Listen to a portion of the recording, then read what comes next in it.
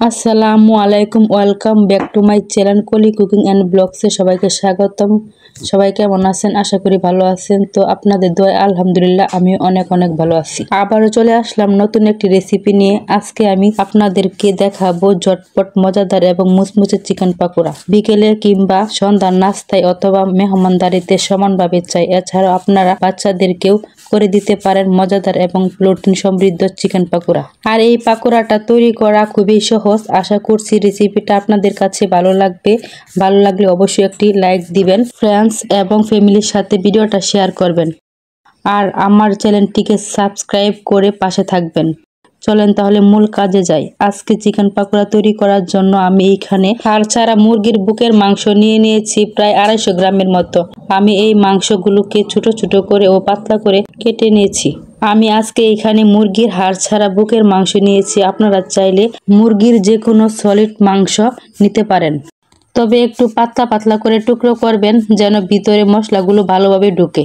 মাংসগুলোকে আমি আগে থেকে কেটে ভালো করে ধুয়ে পরিষ্কার করে পানি ঝরিয়ে রাখছিলাম। এখন আমি এর মধ্যে সব গুঁড়া মশলা অ্যাড করব।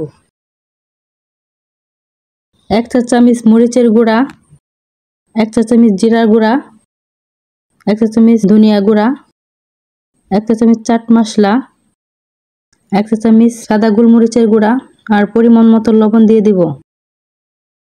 1 কাপ পরিমাণ বেসন, 1 কাপ পরিমাণ কর্নফ্লাওয়ার দিয়ে পরিমাণ মতো সয়া সস দিয়ে দিব। সবশেষে দিয়ে দিব 1 চা চামচ রসুন বাটা, 1 চা চামচ আদা বাটা।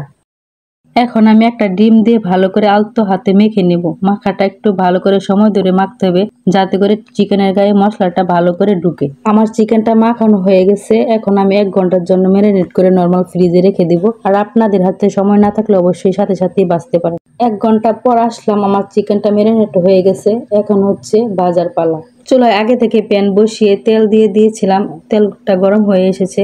এখন আমি চিকেন পাকোড়াগুলা দিয়ে দিব। এই চিকেন পাকোড়াটা করার জন্য অবশ্যই গ্যাসের চুলায় করবেন, যাতে করে একটু পর পর চুলার আঁচটা একটু মিডিয়াম টু লো হিটে করা যায়।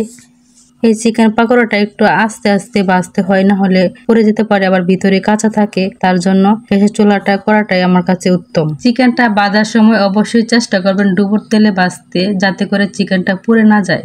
যখন দেখবেন একটু লাল লাল হয়ে গেছে তখন বুঝতে হবে যে চিকেনটা হয়ে গেছে। আমার চিকেনটাও কিন্তু হয়ে গেছে।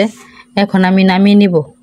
তৈরি হয়ে গেল খুব সহজেই মজাদার চিকেন পাকোড়া। আশা করি রেসিপিটা একবার হলেও বাসায় ট্রাই করবেন। আর আমার চিকেন পাকোড়াটা কেমন হয়েছে অবশ্যই কমেন্ট করে জানাবেন। আর তোমরা যারা যারা আমার চ্যানেলটিতে নতুন তারা কিন্তু আমার চ্যানেলটিতে সাবস্ক্রাইব করে আমার পাশে থাকবে। টাটা।